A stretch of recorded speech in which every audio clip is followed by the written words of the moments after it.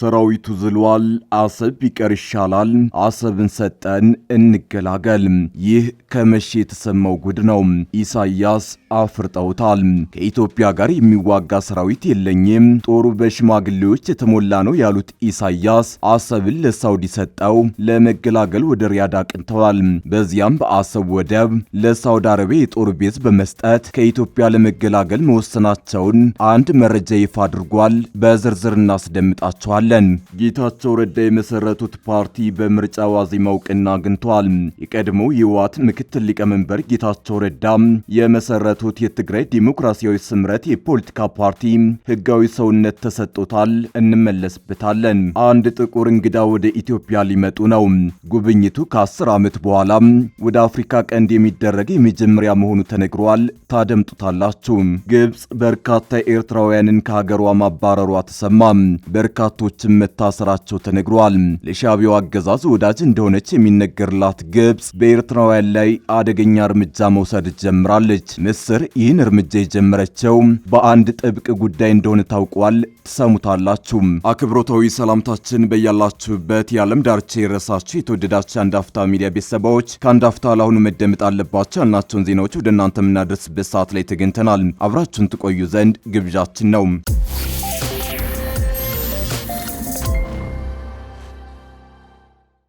ሰራዊቱ ዝሏል። አሰብ ቢቀር ይሻላል። አሰብን ሰጠን እንገላገል። ይህ ከመቼ የተሰማው ጉድ ነው። ኢሳያስ አፍርጠውታል። ከኢትዮጵያ ጋር የሚዋጋ ሰራዊት የለኝም፣ ጦሩ በሽማግሌዎች የተሞላ ነው ያሉት ኢሳያስ አሰብን ለሳውዲ ሰጠው ለመገላገል ወደ ሪያድ አቅንተዋል። በዚያም በአሰብ ወደብ ለሳውዲ አረቢያ የጦር ቤዝ በመስጠት ከኢትዮጵያ ለመገላገል መወሰናቸውን አንድ መረጃ ይፋ አድርጓል። ሻዕቢያም አሰብ ሰጠን እንገላገል እያለ ነው። የአሰብ ትኩሳት ስልጣናቸውን ጭምር እንደሚያሳጣቸው የተረዱት ኢሳያስ አፈወርቂ በመጨረሻም አሰብ ላይ አንድ ቁርጥ ውሳኔ ሊያሳልፉ የታሪክ ጥፋት ላይ ደርሰዋል። ሆኖም ይህ ውሳኔያቸው ሌላ ከባድ ጣጣ ሊያስከትል ይችላል በሚል ተፈርቷል። በሌላ በኩል ፕሬዝዳንት ኢሳያስ ከአንድ ወር በፊት በካይሮ የነበራቸውን ቆይታ የተመለከተ አደገኛ መረጃ ወጥቷል። ሻዕቢያ ከኢትዮጵያ በኩል የተነሳው የአሰብ የባለቤትነት ጥያቄ ቅርቃር ውስጥ ከቶታል። ተዋግቶ አሰብን አይከላከል ነገር ሰራዊቱ የኢትዮጵያን ቡጢ መከላከል የሚችልበት አቅም ላይ አይደለም። በድርድርና ዲፕሎማሲ መንገድ አይደራደር ነገር ደግሞ ባህሪው አይደለም። ይህን ተከትሎ ከሰሞኑ አንድ ድምዳሜ ላይ የደረሰ መስሏል። ይሄውም አሰብን ሰጥቼ እገላገላለሁ የሚል ነው። የዛሬው ሳውዲ አረቢያ ጉብኝታቸው ሚስጥርም ይሄው ነው እየተባለ ነው። በቅርቡ ለኢትዮጵያ ሊሰጥ የነበረውን ወደ መንትፋ በእጇ ያስገባቸው ሪያድ አሁን ደግሞ አሰብን ከኢትዮጵያ ጉሮሮ በሊዝ ለመመንተፍ እየተንቀሳቀሰች ነው።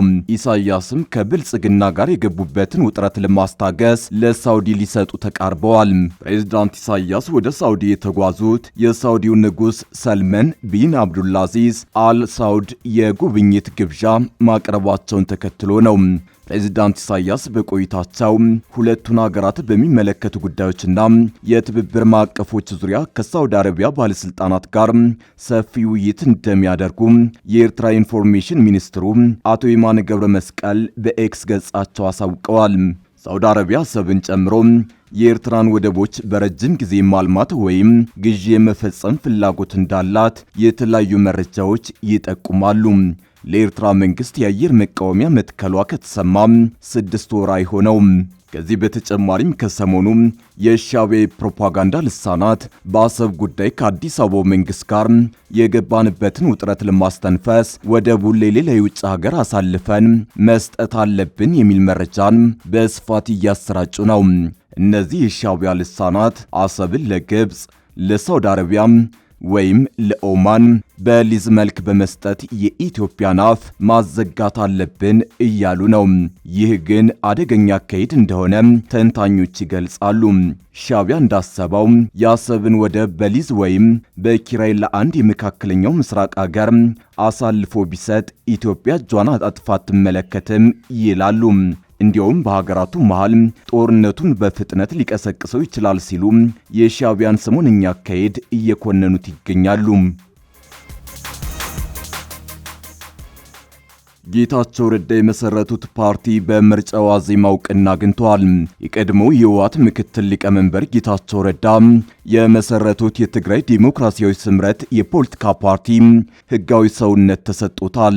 የኢትዮጵያ ብሔራዊ ምርጫ ቦርድ ለስምረት ፓርቲ ትናንት ህዳር 29 ቀን 2018 ዓ.ም እውቅና መስጠቱን አስታውቋል። ቦርዱ ለጌታቸው ረዳ ፓርቲ የሰጠው እውቅና በክልል አቀፍ ፓርቲነት መሆኑን ዛሬ ባሰራጨው መረጃ ገልጿል። የስምረት ፓርቲ መስራቾች የህወሓት ከፍተኛና መካከለኛ አመራሮች ሲሆኑ የሚመራውም በጌታቸው ረዳ ነው። የቀድሞ የህወሓት ከፍተኛ አመራርና የትግራይ ጊዜያዊ አስተዳደር ፕሬዝዳንት ጌታቸው ረዳ የስምረት ፓርቲ መስራችና ፕሬዝዳንት መሆናቸው ይታወቃል። ጌታቸው ከጊዜያዊ አስተዳደር ፕሬዝዳንትነታቸው በቀድሞ ድርጅታቸው ህወሓት ጫና ከተባረሩ በኋላ ወደ አዲስ አበባ ቀንተው የጠቅላይ ሚኒስትሩ አማካሪ ሆነዋል።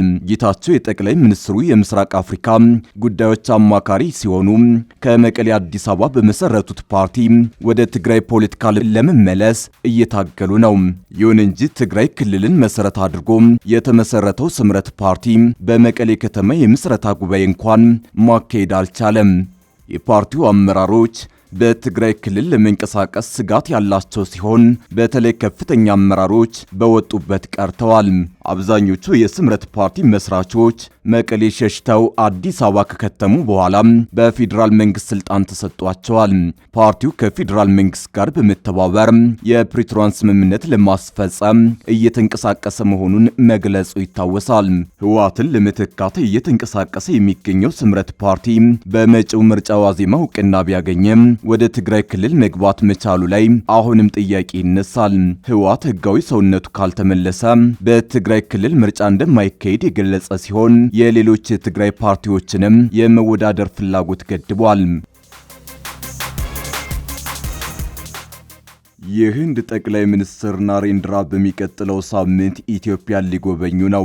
ጉብኝቱ የህንድን ልማት አጋርነትና በአፍሪካ ተሳትፎን ለማጠናከር ያለመ ነው ተብሏል። የህንድ ጠቅላይ ሚኒስትር ናሬንድራ ሞዲ በሚቀጥለው ሳምንት ኢትዮጵያን ይጎበኛሉ ተብሎ እንደሚጠበቅ የህንድ ዜና አውታር ዮስ ኒውስ ዘግቧል። ጉብኝቱ በህንድ ጠቅላይ ሚኒስትር ከ10 ዓመት በኋላ ወደ አፍሪካ ቀንድ የሚደረግ የመጀመሪያ መሆኑ ተጠቁሟል። ናሬንድራ ሞዲ ለሁለት ቀናት ቆይታ ታህሳስ 7 አዲስ አበባ የሚገቡ ሲሆን በመቀጠል ወደ ጆርዳንና ኦማን እንደሚያመሩ ተገልጿል። ከዚህን ቀደም እንደ አውሮፓውያን አቆጣጠር 2011 ዓ.ም የቀድሞው ጠቅላይ ሚኒስትር ማንሞሃን ሲንግ ኢትዮጵያን የጎበኙት የህንድ መሪ መሆናቸው ይታወቃል። የወቅቱ የህንድ ጠቅላይ ሚኒስትር ናሬንድራ ሞዲ በአዲስ አበባ ቆይታቸው ከጠቅላይ ሚኒስትር አብይ አህመድ ጋር የሁለትዮሽ ውይይት ያደርጋሉ። ሁለቱ መሪዎች በቅርቡ በጆሃንስበርግ በተካሄደው የቡድን 20 መሪዎች ጉባኤ ላይ ተገናኝተው በተለያዩ ጉዳዮች ላይ መክረዋል። ከዛ በፊት እንደ አውሮፓውያን አቆጣጠር በ2023 በጆሃንስበርግ በተካሄደው የብሪክስ ጉባኤ ላይ ተገናኝተው በንግድ፣ በኢንቨስትመንት፣ በመከላከያ፣ በኢንፎርሜሽን ቴክኖሎጂ፣ በግብርና፣ የወጣቶች ክህሎት ማጎልበትና በህዝብ ለህዝብ ልውውጥ ዙሪያ ትብብርን በማጠናከር ዙሪያ ተወያይተዋል። ጠቅላይ ሚኒስትር አብይ ህዳር 2023 የተደረገውን የመሪዎች ስብሰባና ነሐሴ 2004 የተካሄደውን ሶስተኛውን ጉባኤ ጨምሮ ከዚህን ቀደም በተካሄዱት የህንድ የግሎባል ሳውዝ ሰሚት ላይ ተሳትፈዋል። ይህም በሁለቱ ሀገራት መካከል ያለውን የፖለቲካ ትስስር እየጠነከረ መምጣቱን የሚያሳይ ነው ሲል ዘገባው ገልጸዋል። ኢትዮጵያና ህንድ አሁን በተስፋፋው ብሪክስ አባል ሀገራት ሲሆኑ ጠቅላይ ሚኒስትር ናሬንድራ ሞዲ በኢትዮጵያ የሚያደርጉት ጉብኝት ለረጅም ጊዜ ዘግይቶ የቆየውን አራተኛውን የህንድ አፍሪካ ፎረም ጉባኤ ለማከናወን የሚያስችል እድል ያድሳል ተብሎ ይጠበቃል። ግብጽ በርካታ ኤርትራውያንን ከሀገሯ ማባረሯ ተሰማ። በርካቶችም መታሰራቸው ተነግሯል። ለሻዕቢያው አገዛዝ ወዳጅ እንደሆነች የሚነገርላት ግብጽ በኤርትራውያን ላይ አደገኛ እርምጃ መውሰድ ጀምራለች። ምስር ይህን እርምጃ የጀመረችው በአንድ ጥብቅ ጉዳይ እንደሆነ ታውቋል። በዛሬው ዕለት በተሰማ አንድ መረጃ ግብጽ በርካታ ኤርትራውያን ስደተኞችን ማሰሯንና ከሀገሯ ማባረሯ ተነግሯል። ግብጽ በቅርቡ ከ150 በላይ ኤርትራውያን ስደተኞች ስደተኞችን በይፋ ባልተገለጸ ምክንያት ሁኔታ ከሀገር ማባረሯን በሀገሪቱ ውስጥ ያሉ ኤርትራውያን ለቢቢሲ ትግረኛ ተናግረዋል። ይህ እርምጃ የተወሰደው ኤርትራውያኑ በብዛት ከሚኖሩበት የካይሮ ከተማ አካባቢ እንዲወጡ ተደርጎ በተለያዩ እስር ቤቶች ውስጥ ለወራት ከታሰሩ በኋላ መሆኑን በግብጽ የሚኖሩ ኤርትራዊ አድል ስሙ የተቀየረ ተናግሯል። ሌሎች ኤርትራውያን በበኩላቸው የስደተኞችን የማስወጣት እርምጃ አሳሳቢ የሆነው ኢላማ ያደረገው ሴቶችና ፍቃድ ያላቸውን ጭምር ያካተተ መሆኑን ገልጸዋል። አንዳንዶች ከስራ ቦታቸው ላይ ያሉ ተይዘው መወሰዳቸውን አድል ጨምሮ ተናግሯል። አድል አክሎ አንዲት ሴት ከስራ ቦታዋ ተይዛ ልጇን ትታ መታሰሯን ገልጾ ልጇ ጓደኞቿ ጋር ለተወሰነ ቀን ከቆየ በኋላ ከግብጽ ልትባረር ትችላለች በሚል ስጋት ጓደኞቿ ልጇን እስር ቤት ድረስ ይዘውላት ቢሄዱም የግብጽ ፖሊሶች ፍቃደኛ ባለመሆናቸው እናትና ልጅ ተለያይተው እንደሚገኙ ተናግረዋል። ቢቢሲ ትግረኛ ያነጋገራቸው ስደተኞች እንደሚሉት አብዛኞቹ ኤርትራውያኑ ከ1 እስከ 3 ወር በእስር ቤት ከቆዩ በኋላ ወደ ሀገራቸው የሚባረሩት በኤርትራ ኤምባሲ በኩል ነው። ኤርትራውያን ስደተኞች በተለይም ለረጅም ጊዜ በግብጽ ውስጥ የሚኖሩት ከባድ ችግር እንደገጠሟቸው ገልጸው እስርና ከሀገር ማባረሩ ባለፉት 2 ዓመታት እየተባባሰ መምጣቱን ይናገራሉ። ለደህንነቱ ሲባል ስሙ የተቀየረውና ግብጽ ውስጥ ለረጅም ዓመታት የኖረው ሸምድሃን የተባለ ኤርትራዊ እንደሚለው በተለይ ሱዳን ውስጥ የተፈጠረውን ቀውስ ተከትሎ በርካታ ስደተኞች ወደ ግብጽ መግባታቸው ሁኔታውን አስቸጋሪ አድርጎታል። በተጨማሪም ግብጻውያን በኤርትራውያን ስደተኞች ላይ የሚያሰሙት ቅሬታ ከሀገሬው በተለየ የሚከተሉት የአለባበስ ዘይቤ፣ አልኮል መጠጥና ጸብ መሆኑን ካይሮ ውስጥ የሚገኙ ኤርትራውያን ለቢቢሲ ትግረኛ ተናግረዋል። በአንድ ወቅት በኤርትራውያንና በግብጻውያን መካከል የቡድን ጸብ አጋጥሞ የነበረ ሲሆን በጉዳዩ ውስጥ በካይሮ የሚገኘው የኤርትራ ኤምባሲ ገብቶ ከሀገሪቱ የጸጥታ ኃይል ጋር በመሆን ስምምነት መፍጠሩን ስደተኞች ያስታውሳሉ። በአሁኑ ወቅት ኤርትራውያን ስደተኞችን ከግብጽ በግዳጅ ወደ ሀገራቸው የመመለስ እርምጃ በበርካታ ኤርትራውያን ዘንድ ስጋትን የፈጠረ ሲሆን ይህም ካይሮ በሚገኘው የኤርትራ ኤምባሲ እውቅና እንደሚካሄድ አድል ተናግሯል።